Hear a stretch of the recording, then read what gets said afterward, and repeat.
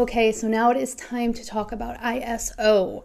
Now, ISO is where it can start to get a little bit contentious, I want to say, because there is a lot of oversimplification or even just straight misinformation about what ISO is and how it actually functions.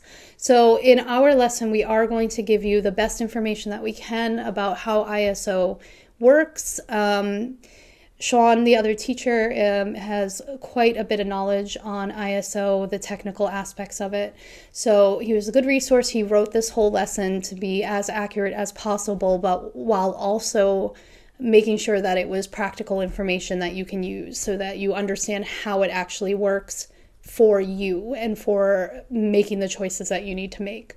So instead of me talking it out and potentially undoing some of the great work that Sean has done in the lesson, I'm just going to ask that you go through and read it.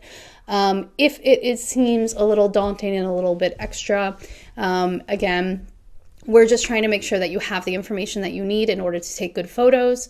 So just try to get at what you need from it and refer back to the exposure triangle to give you that practical information that you need.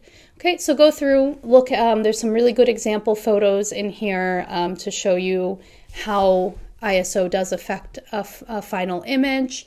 And then we also talk about noise reduction and dynamic range in here. So go through that. That will be actually quite useful for a lot of us when actually encountering situations where maybe we've introduced a little bit too much noise from ISO.